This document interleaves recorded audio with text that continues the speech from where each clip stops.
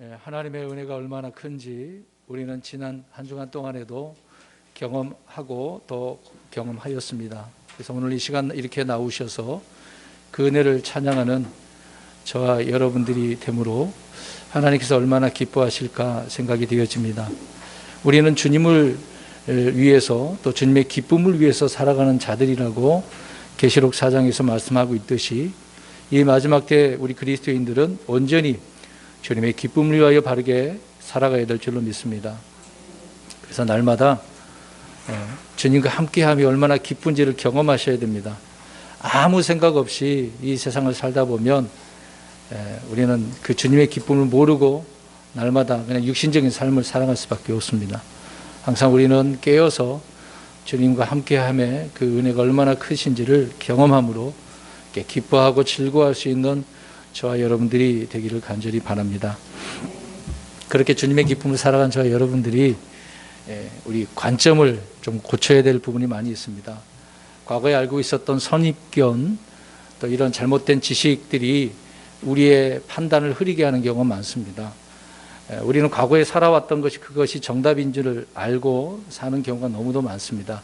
그러나 내가 경험했다고 해서 그것이 진리는 아니거든요. 하나님의 말씀에 딱 비추어서 이게 옳고 옳은지 그른지를 정확하게 판단을 해야 되는 것입니다. 그래서 그 말씀으로 잘못된 우리의 관점, 선입견, 지식들을 바로잡아서 주님께서 기뻐하시는 그 믿음의 길을 가야 되는 것이죠. 그래서 지난주에는 이 관점 수정하기에 대한 부분을 잠깐 말씀을 드렸습니다.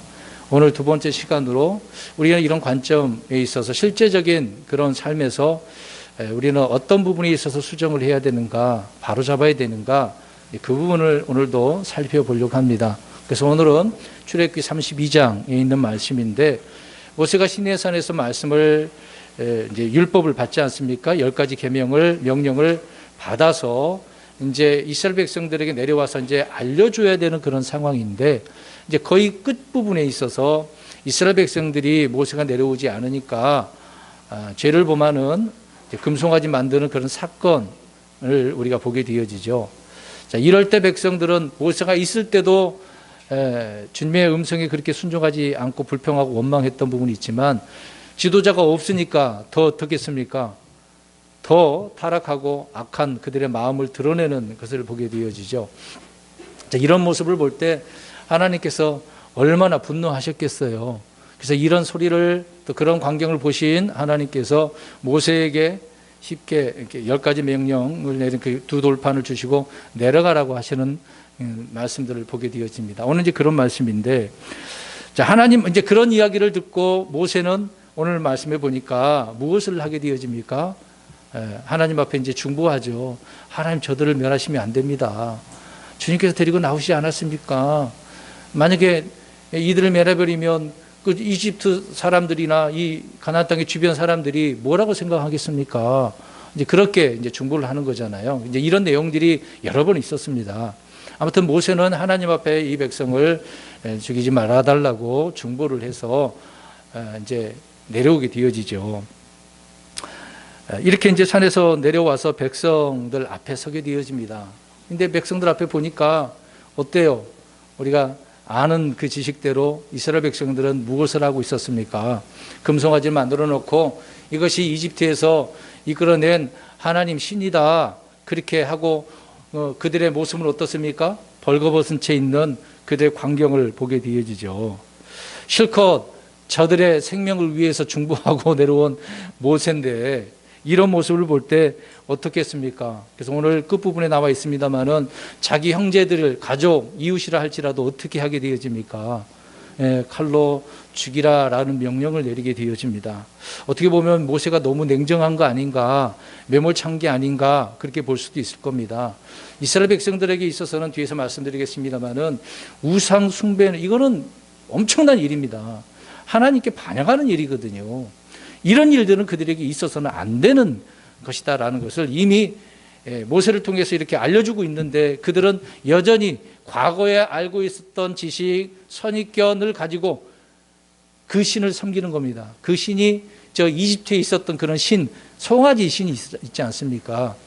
역력히 그들은 자기들이 주장하고 옳게 생각했던 그 알고 있었던 경험했던 것들이 참된 것인 줄 알고 그것을 가지고 하나님이다라고 해버리고 있었다는 것이죠. 영역 없이 역력하게 그들은 그렇게 주장하고 있었던 것입니다. 그러니까 모세는 가만히 있을 수 없었던 것이죠. 오늘 15절 16절에 보시게 되어지면 모세의 손에 무엇이 들려져 있습니까? 두 돌판 증언판이 손에 들려져 있는 것이죠. 하나님은 친히 돌판에 율법을 새겨 주셨습니다. 그들이 앞으로 어떻게 살아가야 될지 그들에게 법을 주셨던 것이죠. 그러나 산 아래에서는 이 돌판 내용들을 정면으로 반역하는 범죄하는 범죄의 현장을 보게 되어집니다. 모세는 하나님께 받아온 두 돌판을 그들에게 보여줄 의미가 있습니까? 없습니까? 보여줬다가는 그들이 어떻게 되겠어요? 죽는 것입니다. 그래서 하나님과 이스라엘 사이에 맺은 언약이 이렇게 조건부 행위 언약인데 한쪽에서 언약을 깨버리면 그 언약은 무효가 되어버리는 것이죠. 이스라엘 백성들이 이미 언약을 깨트려버리는 광경이었기 때문에 손에 들고 있는 그 두 돌판을 어떻게 하려고 합니까? 깨트려버리는 거죠. 그러니까 주님께서 모세에게 두 돌판을 들고 내려가라고 하는 의미를 우리가 알 수 있는 겁니다. 그들에게 보여줘야 되고 가르쳐야 되는 부분이긴 하지만 지금 이런 상황에서는 지금 다 죽게 생겼으니 모세는 친히 그 하나님께서 쓰신 그 돌판을 깨트릴 수밖에 없는 것을 보게 되어집니다. 이것을 통해서도 하나님께서는 그 언약을 지금 깨트리는 장면을 보게 되어집니다. 그렇게 이미 모세에게 시내산에서 말씀을 한 바가 있었기 때문에 이 언약을 깨트리는 장면을 보게 되어지는 것이죠. 모세는 산에서 내려올 때 이미 백성들의 그 상태와 제약을 훤히 알고 있었습니다. 어떻게 알았을까요? 어떻게 알았습니까? 지금 하나님 앞에 말씀을 받고 있는 상황인데 어떻게 알았냐고요? 다 말씀드렸는데 하나님께서 알려주셨으니까 말씀해 주셨으니까 훤히 알고 내려온 상태란 말입니다. 내려와서 보니까 그런 게 아니라는 얘기예요. 상황을 보면 내려오니까 그런 것처럼 보이지만 이미 하나님께서 말씀을 하신 바가 있는 것입니다. 예수님께서 이 땅에 내려오실 때도 어떨까요? 이 땅에 많은 사람들이 죄와 허물로 범법들로 살고 있었던 걸 친히 보고 아시고 건져내기 위해서 자신을 주시기 위해서 오셨잖아요. 그것처럼 모세도 알고 내려온 것이죠. 17절을 보시기 바랍니다. 모세를 따라갔던 여호수아는 백성들 앞에서 무슨 일이 일어났는지 전혀 알지 못했습니다. 근데 소리는 듣고 있는 거예요. 근데 소리는 듣고 있으니까 17절에 뭐라고 이야기를 합니까? 여호수아가 모세에게요. 이 전쟁하는 소리가 납니다. 라고 이야기를 합니다. 이 부분도 우리가 한번 생각해 보십시오. 여호수아의 그 바라보는 관점을 우리가 보겠습니다. 지금 여호수아는 이 사실들을 알고 있어요? 모르고 있어요? 모르고 있으니까 자기의 생각을 모세에게 이야기를 하고 있는 겁니다. 보지도 않고 그냥 추측에 의해서 이거는 전쟁하는 소리 같은데요. 이런 소리가 납니다라고 이야기를 딱 꼭 집어서 결론을 지어버리는 거죠. 이런 소리 같은데도 사실 아닙니다만은 그런 전쟁하는 소리가 납니다라고 해버린 거잖아요.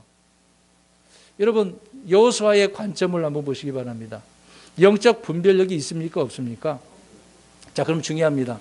왜 여호수아는 모르고 있지만 자기 마음대로 판단을 해서 자기가 생각하는 대로 관점을 가지고 모세에게 답을 주고 있는 거잖아요. 이 결정적으로 여호수아에게 영적 분별력이 없었던 이유가 뭘까요? 지금 모르는 상황인데 자기 관점을 이야기한 거잖아요. 우리가 앞을 모세를 보면 알 수 있지 않겠습니까? 왜 영적 분별력이 없을까요? 어려운 문제가 아닌데요. 그냥 몰랐는데요. 그렇게 대답하면 안 됩니다. 하나님께서 알려주시지 않은 거죠. 자기가 직접 보지 못했으니까. 그러니까 영적 분별력을 가질 수 있는 부분은 하나님께서 알려주셔야만이 정확하게 알 수 있어요. 안 보고도 말씀을 통해서 알 수 있는 거지 않습니까? 지금 모세는 친히 봤어요? 안 봤어요? 보지 않고 어떻게 알 수 있었습니까? 하나님께서 알려주셨기 때문에 이 소리가 무슨 소리인지는 알고 있었다는 겁니다.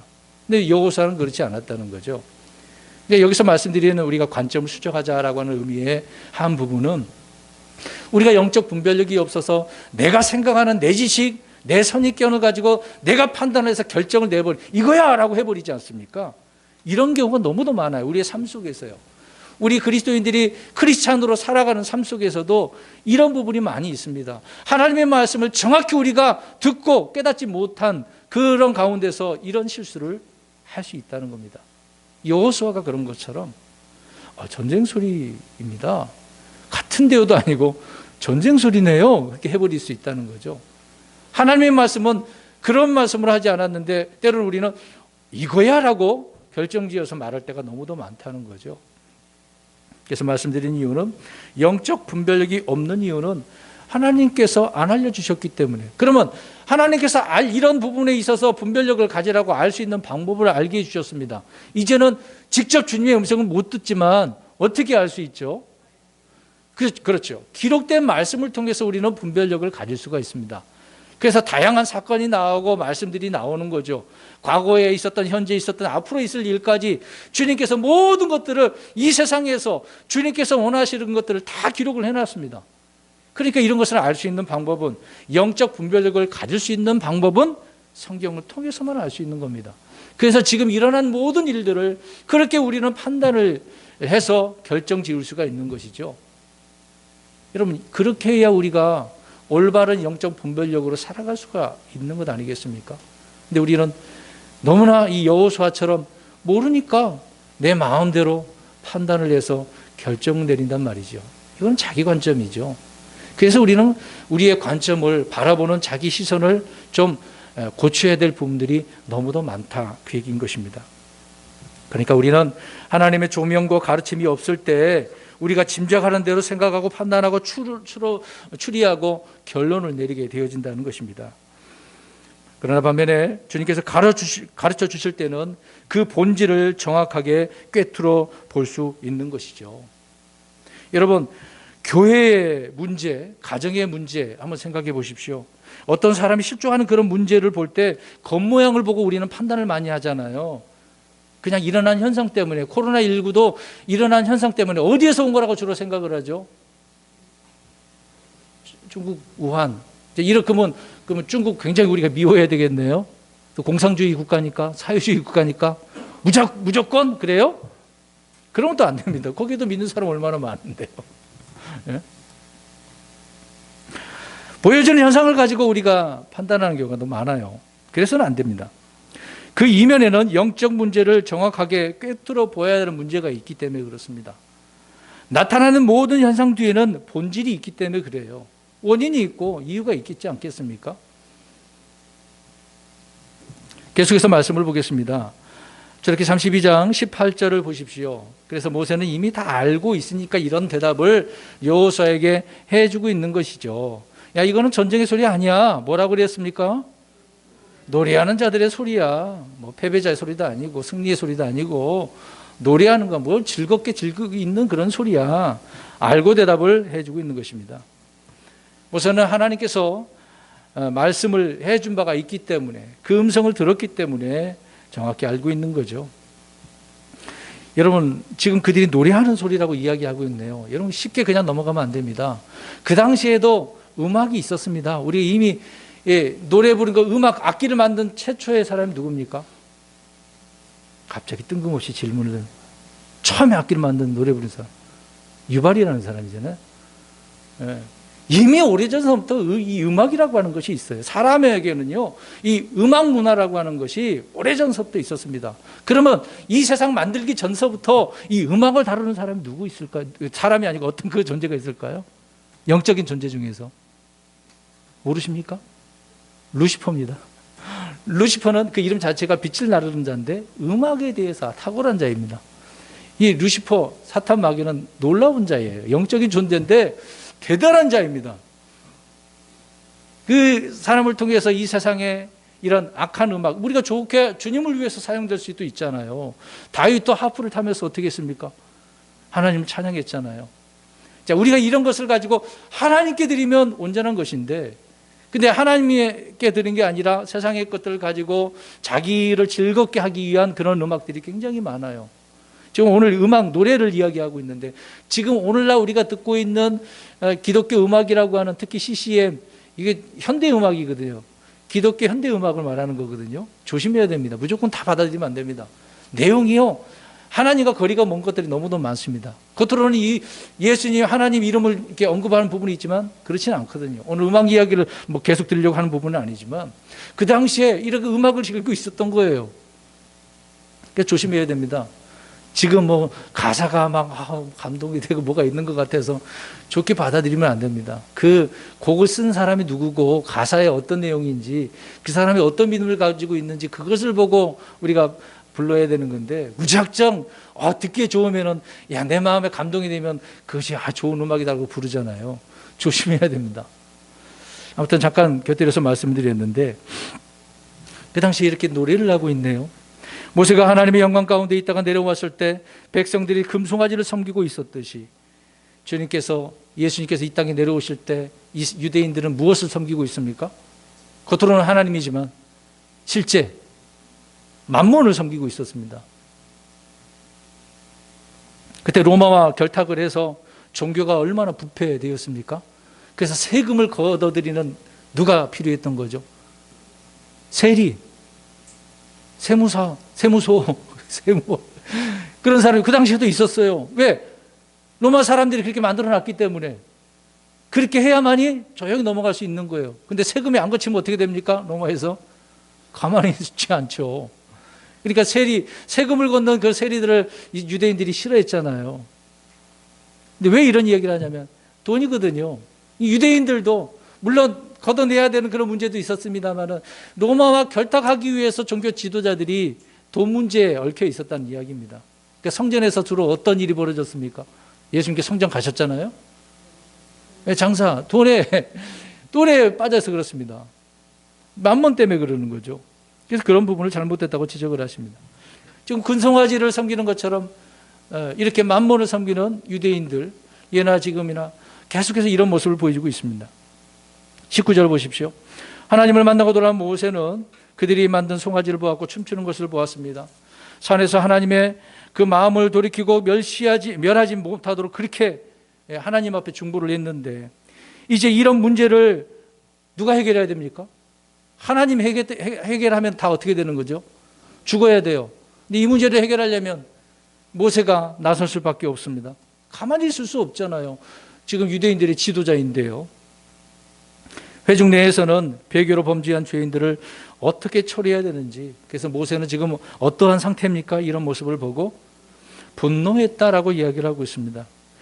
그러니까 죄의 현장에서는 분노할 수밖에 없어요. 이런 죄를 짓는 모습을 보고 우리가 분노를 해야 되는데 좋아하고 있으면 되겠습니까? 여러분, 예를 들어서 뭐 화려한 어떤 나이트클럽, 지금 어떤 클럽 같은 데 우리 갔다고 생각해 보십시오. 거기에는 온갖 뭐들로 가득 차 있습니까? 좋은 것들이 있나요? 좋은 모습이 보입니까? 죄들로 가득 차 있죠. 어떤 뒤에 숨어서는 마약을 하고 앞에서 술을 먹고 춤추고 놀잖아요. 광란의 현장을 우리가 보게 되어집니다. 그런 모습을 한번 보십시오. 우리 크리스찬이 거기에 들어갔다고 생각해 보세요. 어떻게 하겠습니까?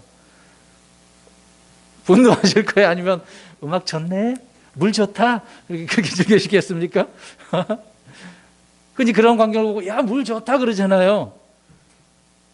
그렇게 하시겠냐 이 말입니다. 이제 그런 것을 직접적으로 말씀드렸습니다만 신앙생활 할 때도 잘못된 부분이 있는데도 불구하고 우리가 그냥 넘어가서는 안 되는 거죠. 분노를 해야 됩니다.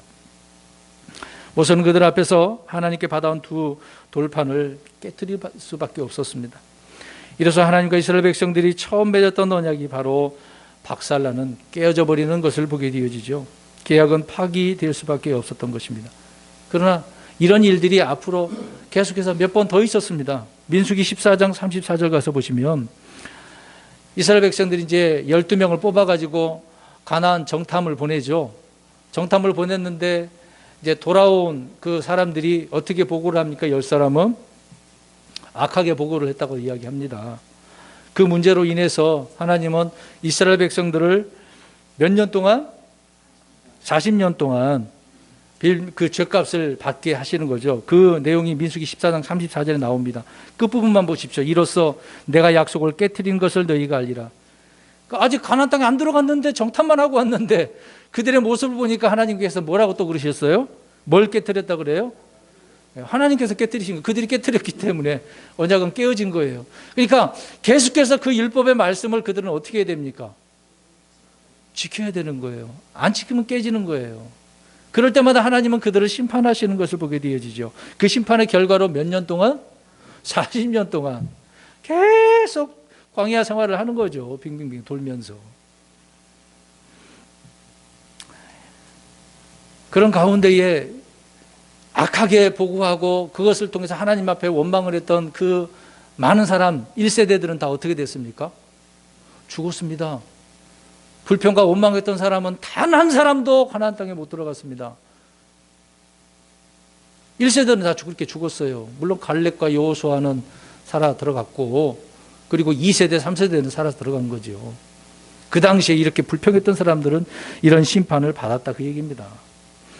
그 이후에도 계속해서 약속을 깨트리면 하나님은 징계하신다라고 시편 89편 30절에 32절에 말씀을 하고 있습니다. 그러니까 벌을 주시고 이렇게 채찍질로 징계하시는 것은 고쳐주시는 거잖아요. 하나님은 그 편을 선택하신 것입니다. 아무리 해도 안 되니까 심판을 하고 고쳐주기 위해서 이런 징계를 주신다는 것을 알 수 있습니다. 그러면 지금 이 은혜 시대 때는 어떻습니까?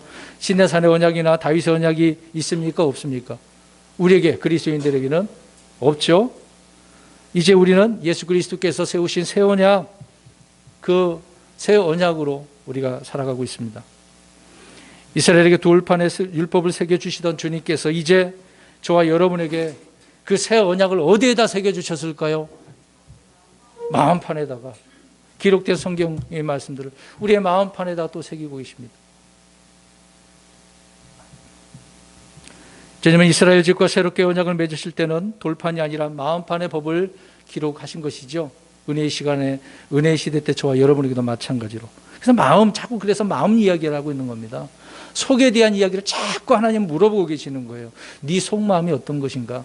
시험이라고 하는 것은 그런 의미잖아요. 그가 어떤 마음을 갖고 있는가? 하나님을 향하여 어떤 마음인가 알고자 시험하신다고 이야기를 하는 것입니다. 계속해서 보겠습니다. 20절 보십시오. 모세는 이런 죄에 대한 부분을 처리하기 위해서 그들에게 이제 치리를 하는 내용을 보게 되어집니다. 그래서 만든 송아지를 어떻게 합니까? 불에 태우고 부숴서 가루로 만든 다음에 물에 뿌려가지고 이거를 마시게 했습니다. 여러분, 갈아 마신다는 의미는 뭘까요? 이 동양적인 표현에서는 어떤 적개심을 극적으로 표현하는 그런 부분이잖아요. 흔히 우리는 뼈를 갈아 먹는다, 갈아 마셔도 시원치 않다, 그런 표현들을 하잖아요. 어떤 적개심을 의미하잖아요. 분노하고 있는 겁니다. 모세가 이들이 만든 송아지를 갈아서 가루로 만들어 마시게 한 이유 한번 생각해 보십시오. 그들의 죄에 대해서 그들이 감당해야 될 부분입니다. 그러니까 심은 대로, 뿌린 대로 어떻게 되는 것이죠? 거두는 겁니다. 자기들이 벌려놓은 것은, 그 죄값은 자기들이 받아야 되는 것이죠.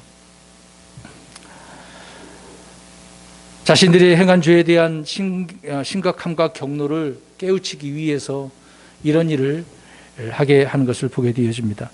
하나님께서는 지금까지 이들에게 먹을 것과 마실 것들을 주셨어요. 만나를 주시지 않습니까? 물도 주시지 않습니까? 그러니까 주님의 말씀에 순종을 하면 좋은 것들로 주셨어요. 그러나 불순종하면 어떻게 하시는 거예요? 좋은 것들이 아니라 쓴 것을 마시게 하지 않습니까? 그것에 대한 부분을 감당시키는 것을 보게 되어집니다. 첫 번째 방법 중에 하나입니다. 너희들의 죗값은 너희들이 지금 당해야 돼 라고 하는 것이죠. 21절 보십니다. 모세는 아론에게 이것에 대해서 물어봅니다. 도대체 이게 무슨 일인지. 아론은 대제사장으로서 백성의 배교와 이런 죄들을 막아야 되잖아요. 금송아지를 만들어야 돼요? 만들지 말아야 돼요? 만들어서는 안 되는 일입니다. 그래서 물어보죠. 이 백성이 내게 무슨 일을 하였기에. 이 말이 뭐겠어요? 모세도 알아요. 저 이스라엘 백성들이 어떤 사람이라는 걸 알아요. 평소에도 모세와 아론을 돌로 쳐서 죽이려고 하지 않았습니까? 위협을 하고 있었던 것을 알고 있습니다. 여러 번 불평을 했기 때문에. 그러니까 아론은 혼자서 이 일을 감당할 수 없습니다. 바른 말 했다가는 죽임을 당할 수 있는 그런 성관이기 때문에요. 알고 있는 내용이에요. 여기서 아론을 보시기 바랍니다. 이제 좀 전에는 여호수아의 관점을 이야기했는데 아론의 그 관점을 한번 보십시오. 백성들의 요구에 어떻게 합니까? 들어주는, 타협을 하는 것을 보게 되어지죠. 여러분, 사울 왕도 그렇지 않나? 오늘 오전에 아이들 잠깐 말씀드렸습니다만은 옳고 그름의 성경적 기준과 원칙이 중요한 거거든요. 근데 그렇게 기준의 원칙에 따라 행동하는 것이 아니라 백성들의 요구에 따라 행동하고 있는 아론을 보고 있습니다. 대제사장으로서 지금 엄청난 권력을, 힘을 가지고 있는 거잖아요. 그런데 지금 누구의 말을 들었다고 하는 것이죠? 백성들의 말을 들었습니다. 지금의 정치를 한번 보십시오. 잘 보십시오. 여러분, 백성들이 말하는 소리를 기울이고 그대로 해주는 정치인이 잘하는 걸까요? 잘 생각하셔야 됩니다. 정말 나라를 잘 바르게 운영하고 더 올바르게 정치를 하기 위해서는 무조건 그렇게 다 들어줘서는 안 되는 부분이거든요. 지금 아론은 지금 그렇게 하고 있습니다. 자, 무엇을 말씀드리려고 하냐면 모세와 아론의 차이를 보십시오. 관점을 보십시오. 우리가 사무엘과 사울 왕을 봐서도 알지 않습니까? 사무엘은 철저히 어떻게 다스리려고 하죠?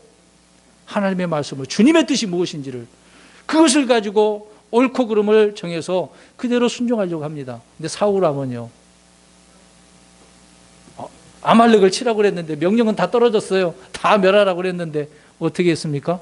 좋은 것은 남겨두고 나쁜 것은 다 멸하고. 하나님이 그렇게 하라고 그러셨나요?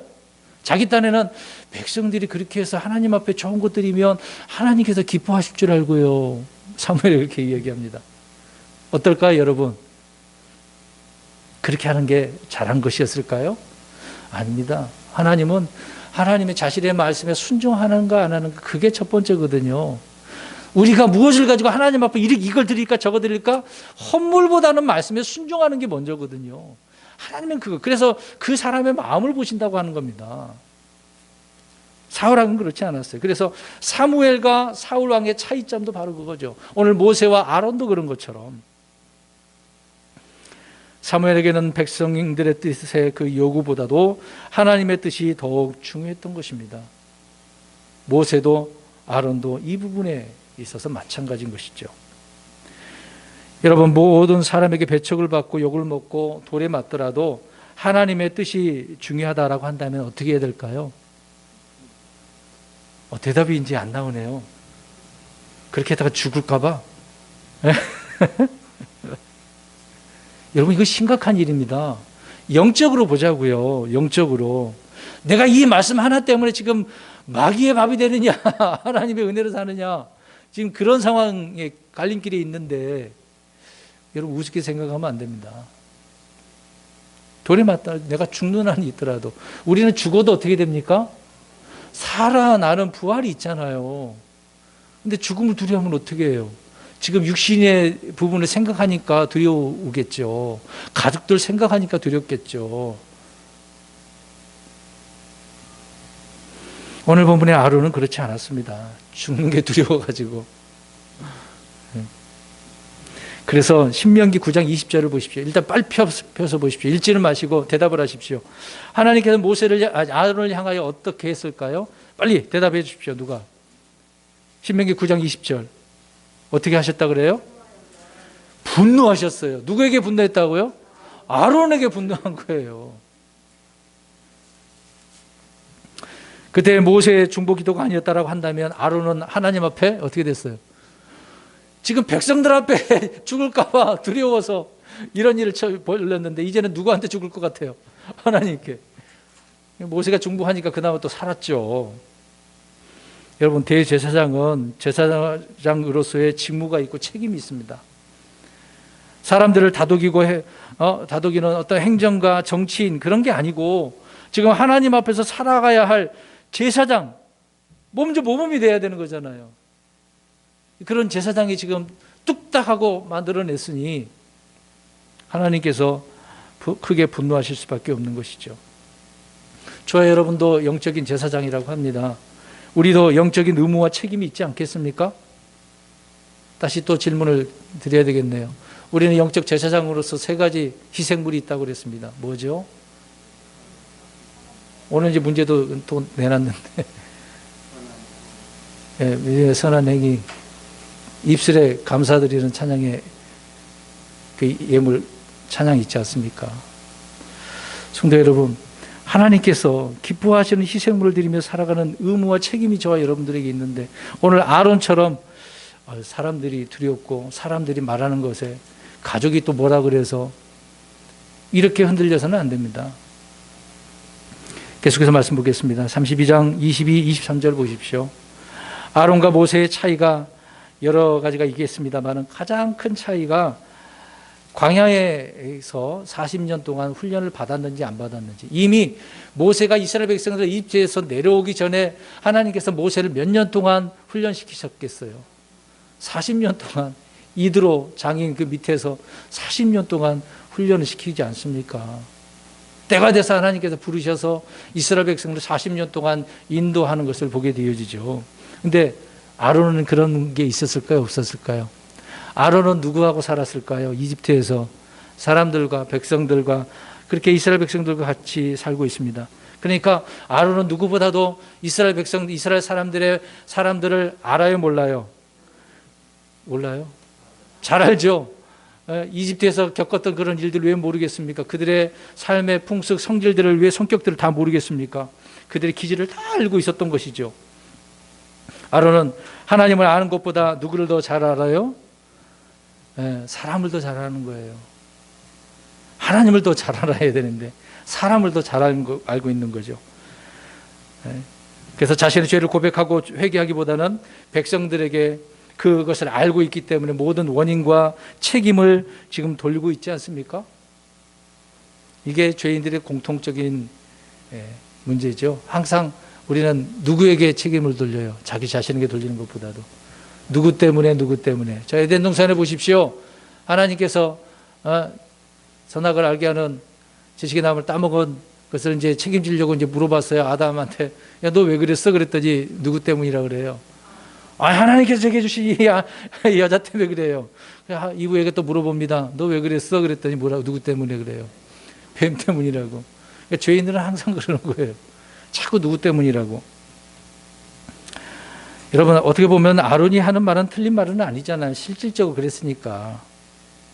근데 하나님 앞에서 자신을 돌아보는 그런 아론은 아니었습니다. 그래서 24절을 보십시오. 아론은 변명을 합니다. 이 변명 내용을 한번 보십시오. 읽어보겠습니다. 24절. 참 이 변명하는 말 잘 보세요. 24절 시작. 내가 그들에게 말하기를 누구든지 금이 있는 자는 그것을 빼라 한즉 그들이 그것을 내게 주기에 내가 그것을 불에 던졌더니 이 송아지가 나왔나이다 아니라. 그들이 자꾸 욕을 하니까 야 금이 있는 사람 가지고 와봐. 그래서 이제 그것을 불에다 넣었어. 그런데 어떻게 됐대요? 저절로 된 것처럼 이야기하고 있잖아요. 누가 만들었는데? 자기가 만들어 놓고서. 네? 어떻게 보면 변명하는 게 너무 민망하네요. 죄는 사람을 이렇게 비겁하게 만들고 겁쟁이로 만들고 거짓말쟁이로 만드는 겁니다. 죄는 사람을 약하게 만들고 비굴하게 만드는 거예요. 그러나 의인은 사람을 강하고 담대하게 만드는 거 반대잖아요. 완전히 다르지 않습니까? 아론은 자신이 직접 금을 가져오게 해서 자신의 손으로 금송아지를 만들었지만 지금 저절로 그런 일이 있었던 것처럼 말을 돌려서 이야기를 하고 있습니다. 죄에 대한 종교적인 이런 변명을 한번 보십시오. 항상 우리나라 기독교 종교 지도자들 한번 보시기 바랍니다. 무슨 문제가 생기면 꼭 이렇게 돌리잖아요. 코로나19 때문에 답변하는 그런 사람들 답변 내용을 한번 보십시오. 어떤가? 아론과 같아요. 계속해서 봅니다. 25, 26절에 보니까 모세는 이제 범죄한 백성들을 그들은 이제 죄에 대해서 치료를 하는데 금송아지 앞에서 노래하던 그 춤추는 그런 사람들이 벌거벗고 있지 않습니까? 자, 이것은 우상 숭배가 항상 무엇과 연관되어져 있는 것을 보여주고 있을까요? 벌거벗는 모습을 생각해 보세요.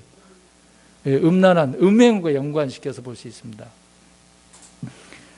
그래서 항상 벌거벗으면 술 취함, 음행을 말하고 있어요. 문자 그대로 보시면 됩니다. 그러니까 그들의 문화는 지금 이집트에 있었던 그런 문화로서 이런 벌거벗음으로 보고 있는 거죠. 근데 그들은 죄가 없는 것처럼 보이지 않습니까? 얼마나 자유롭게. 요즘에 벗고 살려고 하는 사람들 많잖아요. 벗는 것이 자유다라고 생각을 하고 거리낌 없이 그렇게 활보하는 사람들 정말 많습니다. 악한 자들이 주로 그러잖아요. 그때 2018년도에 유럽에 갔을 때 프랑스 어떤 한 지중해에 있는 어떤 해변가에 좀 갔습니다. 가가지고 참 눈을 돌리기가 참 힘들었습니다. 벗고서 누워있는데 그들은 그게 그냥 일상하니까 그냥 지나가더라고요. 근데 제가 그렇게 하니까 옆에 있던 그냥 평상시 저러니까요. 관심 갖지 마세요 그러더라고요. 근데 눈을 어디에 둘지 몰랐습니다. 문화가 그래요. 지금 이 당시에 이스라엘 백성들도 벌거벗었다고 그러잖아요. 얼마나 추합니까? 음행과 연관돼서 그렇습니다. 여러분 계시록을 보십시오. 오늘날 교회가 라오디게아 교회처럼 그러는데 계시록 3장 17, 18절 보십시오. 오늘날 교회 역시 금송아지 앞에 이스라엘처럼 벌거벗고 있다라고 이야기를 하고 있습니다. 오늘 이 시대는 라오디게아에 있는 사람들의 그 교회처럼 이런 시대를 살아가고 있습니다. 벌거벗었는데 벌거벗은지를 몰라요. 우리 계시록 3장 17, 18절 우리 성도님들이 읽어주셨으면 좋을 것 같네요. 3장 17, 18절 시작. 나는 부자라 내가 재산을 빌렸으니 아무도 부족한 것이 없다 하면서 내 비천한 것, 가련한 것, 가난한 것, 눈먼 것, 벌거벗은 것을 알지 못하기 때문이라. 내가 내게 권고하노니 너는 내게서 불로 정제한 금을 사서 부유한 자가 되고 또 흰옷을 사서 입어 내 벌거벗은 수치를 드러내지 말며 또 내 눈에 언약을 발라 불지니. 아멘. 자, 벌거벗은 이야기가 2번 나오잖아요. 벌거벗은 것을 알지 못했다. 그 수치가 드러났는데 참 부끄러운 일이죠. 그러니까 눈이 잘못된 거잖아요. 그래서 눈에 뭘 바르래요? 안약을 발라. 눈 고치라는 얘기예요. 지금 오늘 제가 무엇을 이야기를 하고 있는 거예요? 관점, 바라보는 관점을 고치라는 이야기잖아요. 지금 시대가 이런 문제란 말입니다. 지금 벌거벗었는데 잘못됐는데도 불구하고 나 괜찮은데요 그렇게 살아가는 거죠. 내가 잘못 봤는데도 지금 바른 삶을 살고 있다라고 주장하고 있다는 그 얘기입니다. 오늘날 그렇게 살고 있어요. 말씀을 믿음으로 받고 빛의 갑옷을 입고 새 사람으로 옷 입지 않는다면 그 사람은 벌거벗은 사람이다라고 성경은 이야기를 하고 있습니다. 그래서 오늘날 교회는 하나님을 섬기는 것이 아니라 만몬이란 재물의 신을 만들어 놓고 먹고 마시고 즐거워하잖아요. 그래서 온통 교회 가면 복 얘기하잖아요. 여러분 성경에 복 얘기할 것밖에 없습니까? 뭐든지 다 널 이렇게 펼쳐놓고 이야기하다가 결론에 가서는 뭐 받으라 그래요? 복 받으라는 얘기하잖아요. 결론이 그거잖아요. 대부분 그 복 이야기하면은 무엇과 연관되어져 있는 거예요?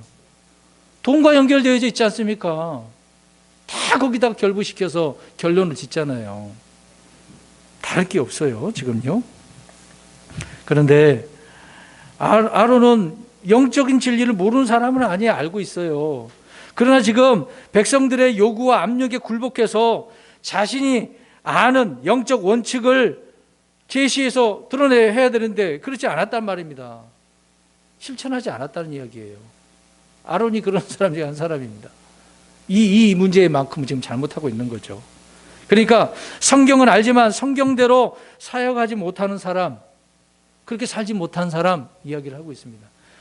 여기 보십시오. 우리 성도 여러분, 성경을 아십니까? 대답을 안 하시네. 모르시는 거예요? 어디 가서 막 성경 이야기하고 교리 이야기하고 좋은 거죠. 서로 믿음의 교제를 그렇게 하는 것이니까. 근데 계속해서 지식 이야기와 교리만 강조를 하면 문제가 생기는 겁니다. 이제 그런 사람에게 질문을 던져봅니다. 성경 몇 번 읽었습니까? 읽고 있어요? 성경을 알아요? 하나님을 압니까? 이런 질문을 하면 이제 마음에 좀 찔림이 있어서 대답을 잘 못합니다. 우리 성도님 다시 한번 여쭤볼게요. 성경 아십니까? 대답을 못하시나요? 찔린 감이 있으시니까 대답 못하실 거 아닙니까? 지난 주간에도 25장 읽어야 되는데 안 읽으셨죠? 찔림이 있어서. 오늘 아론을 보면 알 수가 있습니다. 그래서 모세가 누가 주의 편에 속한 자가 누구냐? 그는 내게로 나오라 라고 이야기를 합니다. 중요한 부분이죠. 무슨 일을 하려고. 자, 먼저 기회를 주네요. 기회를 줍니다. 여러분, 우리말에는 줄을 잘 서야 한다는 말이 있어요. 줄을 잘 서야 된다. 이게 무슨 말일까요? 줄을 잘 서야 된다. 자기 유익과 이득을 위해서 줄을 서는 사람 있잖아요. 이제 그러다가 이제 상황이 뒤집혀지면 얼마나 욕도 먹겠어요? 하나님을 두려움으로 늘 진리의 편에 서는 일은 정말 중요하죠. 존중받는 일이고 우리 성도들이 당연히 기본적으로 그렇게 해야 될 일이지 않겠습니까? 근데 이 편에 서는, 어느 편에 서는 것은 선택의 문제입니다. 지금 모세는 백성들 앞에서 누가 주의 편에 섰느냐? 이리 나와. 주의 편에 선 자는 나오라고 이야기하잖아요. 여러분, 이런 선택의 순간에 늘 기준과 원칙이 있는 것이죠. 이제 저 여러분들이 어떤 물건을 산다라고 생각해 보십시오. 자, 물건 사러 갔어요. 마트나 저 뭐 큰 마트, 백화점에 갔습니다. 갑니다. 살 때 그 기준이, 살 때 기준이 뭐예요?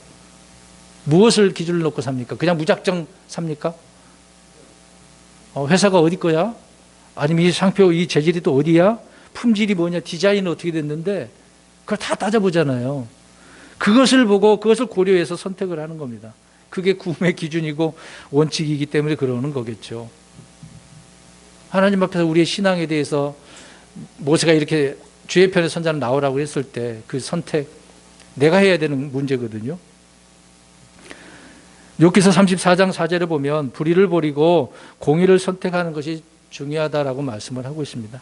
잠언서 22장 1절에는 재물보다는 주님의 은혜를, 은총을 택하는 것이 중요하다고 이야기를 하고 있습니다. 그러니까 우리는 무엇을 어떻게 선택하는지 기준이 중요하다는 이야기죠.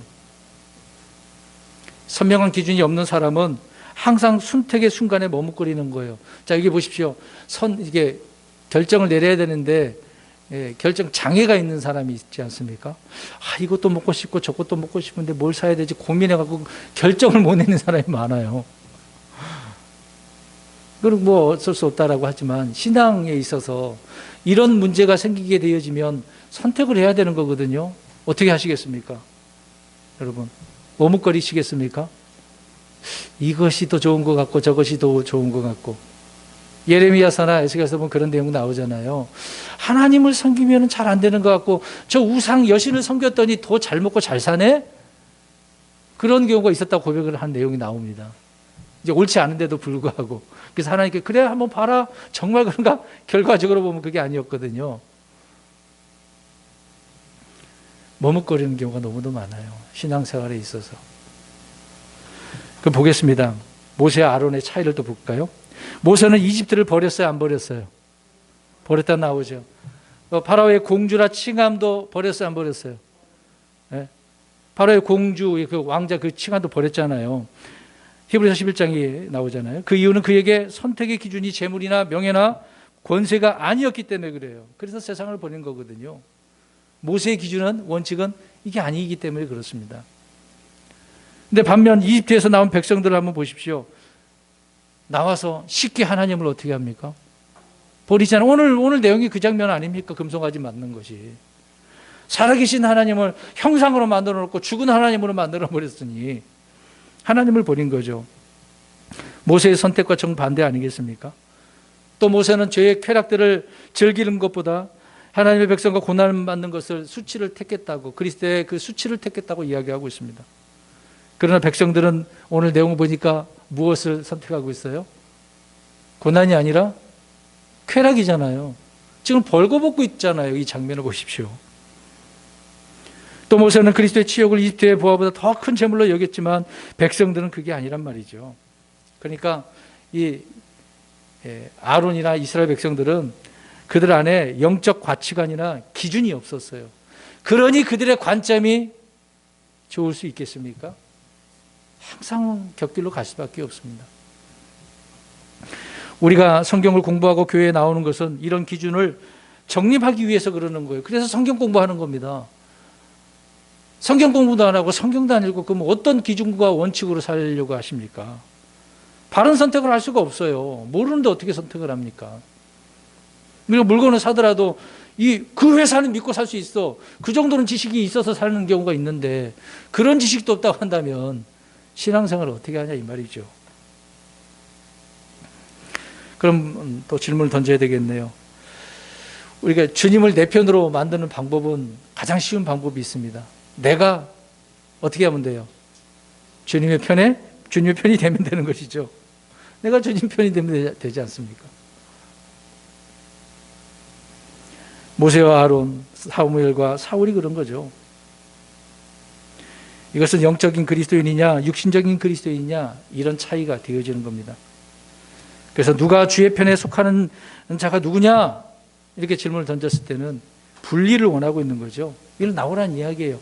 저런 무리들과 있지 말고 그 중에 또 남은 자 있을 거 아닙니까? 그래서 주님의 편에 나오는 것이죠. 분리를 촉구하고 있는 것입니다. 그러니까 세상은 이런 세상이니까 거기서 나와라 그런 얘기를 하고 있는 거거든요. 죄의 무리에 동참하지 말라고 이야기를 하고 있는 겁니다. 아브라함이 저 갈대아 우르에서 우상을 섬기고 있을 때 하나님께서 부르시니까 어떻게 했어요? 뭘 버리고 떠나죠? 본토, 친척, 아비 집을 떠나서 나오게 되어집니다. 나중에 롯이 소돔에 갔어요. 곧 멸망당할 그런 도시인데 안 나오니까 억지로 천사들이 어떻게 했어요? 손을 잡고 끌고 나왔잖아요. 소돔에서 이런 곳에서 나오라고 하나님께서 말씀을 하신 거였거든요. 근데 자꾸 롯은 어때요? 나가고 싶어요? 안 나가고 싶어요? 안 나가고 싶어요. 계속해서 나가자 그랬는데 핑계대고 안 나가고 있었던 거죠.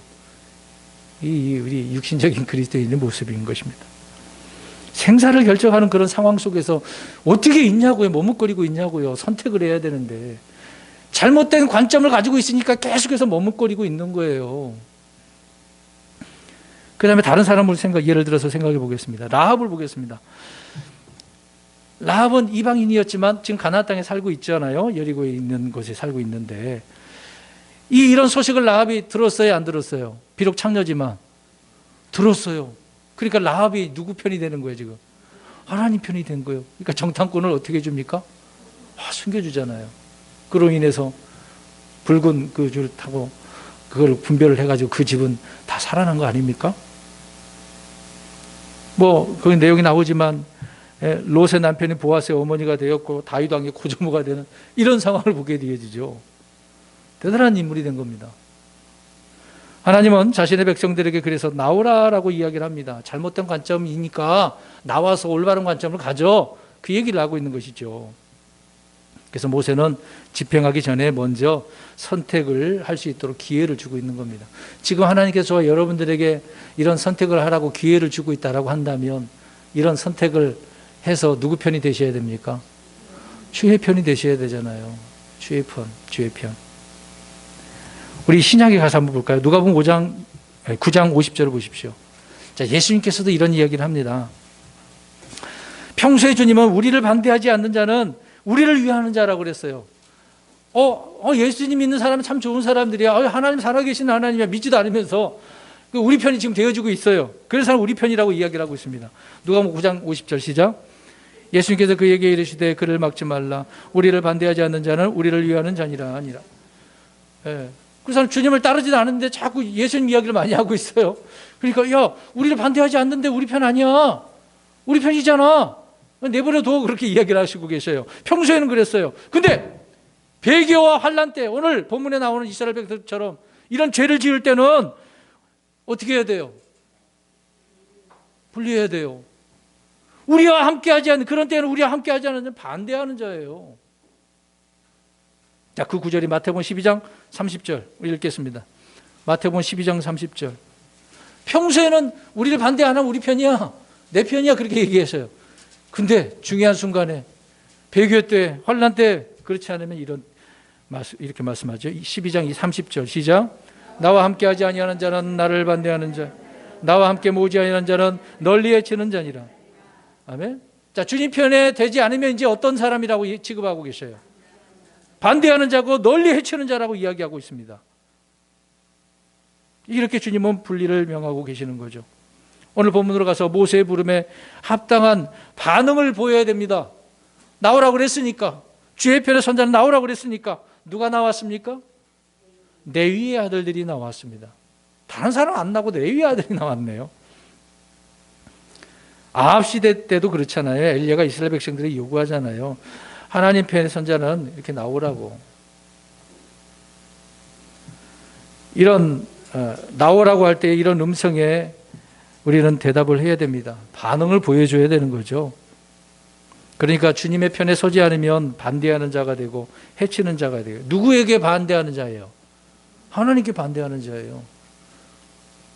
지금 우리가 잘못된 관점으로 자꾸 하나님 편에 서야 되는데 내 편에 서고 세상 사람들 편에 서고 어떤 정치 이념 편에 서게 되어지면 안 되는 겁니다. 그게 뭐가 중요합니까? 하나님 편에 서는 게 먼저 그게 중요한 건데요. 자, 오늘 보면 또 27절에 가서 보십시오. 모세에게 스스로 레위의 아들들은 주의 편에 선자리 되었는데 이들에게 어떤 명령을 내립니까? 칼을 빼어들어서 자기 형제, 친구, 이웃들을 죽이라고 명령을 내리는 것입니다. 정말 놀라운 장면인 것이죠. 어떻게 이렇게 할 수 있습니까? 가족을, 형제를 죽이라고 하는데. 왜 그렇겠습니까? 모세는 지금 이 우상을 섬기는 이런 일들을 무슨 죄로 취급한 줄 아시겠습니까? 반역죄예요. 반역죄, 영목죄란 말입니다. 실제로 출애굽기 7장에 보면 모세를 몰아내고 반역을 한 그런 내용이 나오잖아요.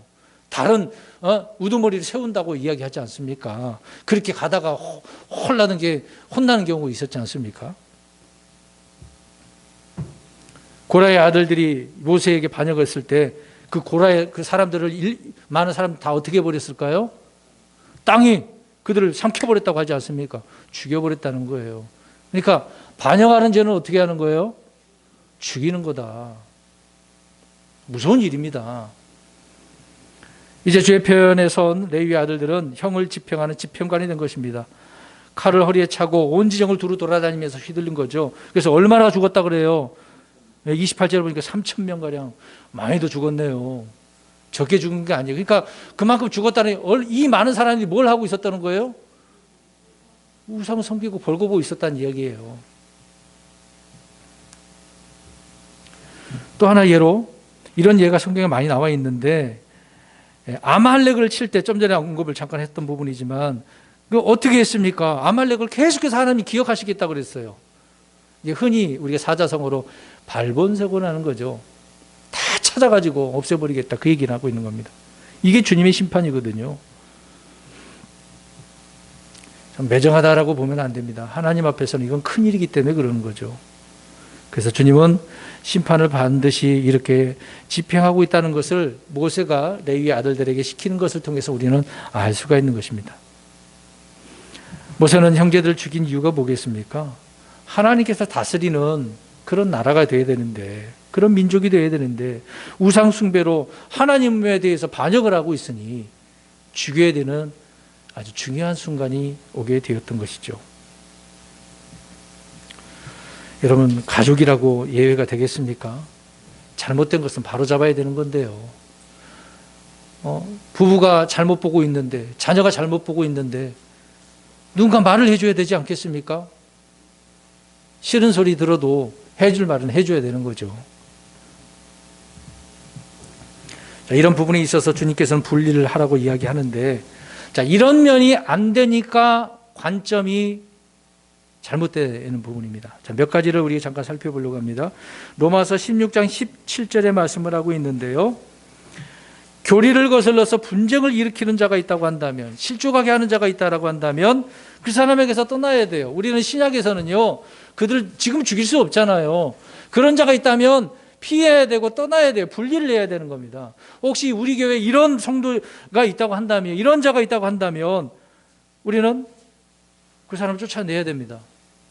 왜 쫓아내야 될까요? 계속 있으면 어떻게 되겠습니까? 모두가 다 물들어요. 그러면 교리 이야기니까, 지금 주의 첫날 오전에는 제가 교리 정도 잠깐 언급하고 넘어가는 경우가 많은데, 성경 공부 시간에 교리 공부를 하기 때문에 그렇습니다. 여러분, 지금 우리가 중요한 교리가 있지 않습니까? 특히 삼위일체, 예전에 우리 교회 여호와 증인 한 분이 오셨다가 그 문제를 해결 못하고 다시 돌아가 버렸는데, 참, 하나님, 아버지 하나님 계시고 아들 하나님 예수님 계시고 또 성령 하나님이 계시잖아요. 따로따로 세 분, 이게 숫자의 문제로 보시면 안 돼요. 세 분인데 하나라고 이야기하시잖아요. 근데 그게 안 믿어지는 경우가 있습니다.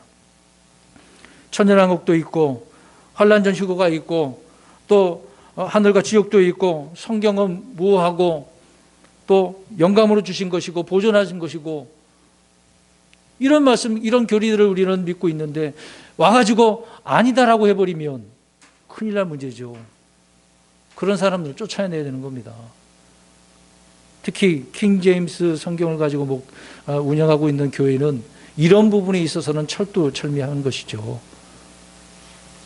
이것이 안 되면 그 교회는 어지러워질 수밖에 없습니다. 시끄럽고 난장판이 되어지는 것입니다. 선을 그어야 되는 거죠. 그래서 일치하지 않을 때는 분리를 해야 되는 거예요. 이런 관점이 먼저 우리 기준이 원칙이 있어야 흔들리지 않는다 이 얘기입니다. 우리 교회를 지켜나갈 수 있는 것입니다. 교회는 다양한 교리가 공존하는 곳이 아니에요. 일치가 돼야 됩니다. 일치가 돼야 돼요. 믿는 바가 똑같아야 돼요. 한 사람이라도 뭔가 다르면 틀어지게 되어지는 겁니다. 우리 교회 사이트에 보면 교회 우리가 믿는 믿음에 대한 이야기를 써놨잖아요. 많은 부분에 그냥 특정한 것만 써놓지 않고 자세하게 써놨습니다. 그걸 다 공감해야 됩니다. 근데 난 이걸 안 믿고 여기에 와가지고 자기 주장을 펴면은 같이 있을 수 없는 거죠. 쫓아낼 수밖에 없습니다. 관점이 중요하기 때문에 그래요. 두 번째로는 이단인 자는 피해야 됩니다. 쫓아보내야 되는 거죠. 흔히 우리가 이단 그러면은 여호와의 증인, 안식교, 크리스천 사이언스, 우리나라 신천지, 안상홍 그거 있잖아요. 그러니까 토종 이단이 있고 수입해온 이단이 있거든요. 그것만 지칭하는 게 아닙니다. 교회 내에 있는 이단이라고 고린도전서 11장 19절에 이야기합니다. 교회 내에 이렇게 있어요. 거기에 영어 단어가 헤리틱이라고 하는 단어인데 특이한 주장을 하는 사람이에요. 교회 가지고 이건 어때요? 이제 예를 들어서 지구가 둥글어요, 평탄해요. 물론 약간의 해석면이 있습니다만 어떻게 우리 성도님을 알고 있습니까? 대답하기가 좀 곤란해요. 이런 문제가 지금 시끄러워갖고 저는 상관도 없는데 어때? 지구가 동그래요, 평평해요? 지구가 평평하다고 주장하는 사람도 있어요. 아니 달도 똑같고 다 위에 태양계 있는 거 다 동그란데 왜 유독 지구만 평평하지? 왜 제가 이런 얘기를 할까요? 특이한 주장을 하는 사람도 있어요. 물론 해석적인 면에서 그럴 수도 있다라고 생각할 수도 있는데 그것만이 옳다라고 계속 그거 갖고 이야기하는 사람이 있어요. 그러면 그런 사람들을 어떻게 해야 된다고요? 쫓아내야죠. 관점이 다르니까. 그거 조심해야 됩니다. 제가 이렇게 주장한 이유는 교회에서 엉뚱한 주장을 하는 사람이 있기 때문에 그렇습니다. 우리 교회는 없어서 정말 감사합니다. 다른 교회는 시끄러워갖고 그런 내용이 많습니다. 세 번째로는 고린도전서 5장 2절에 보면은 교회 내에서 음행을 하는 자가 있으면은 쫓아내야 되겠죠. 교회를 떠나가야 됩니다. 떠내보내야 됩니다. 네 번째로는 데살로니가 후서 3장 6절에 보면 성경적 원리에 따르지 않는 자가 있다고 한다면 쫓아내야 되는 거죠. 분리해야 됩니다. 성경의 원리가 이건데 다른 원리를 주장하고 있으면 되겠습니까? 데살로니가 후서 3장 14절에는 설교, 말씀에 순종하지 않는 자, 설교를 하고 있는데 그 말을 대적해서 아니다라고 주장하는 사람이 있어요. 그 사람 쫓아내야 됩니다. 디모데후서에 보면은 알렉산더와 후메네오가 있어요. 사도 바울이 가르치고 있는데 은혜의 복음을 전하고 있는데 아니요, 은혜로 받고 행함도 있어야 된다라고 주장하는 사람이 있어요. 구원은 그렇게 받습니까? 오직 우리는 어떻게 받아요? 구원은요?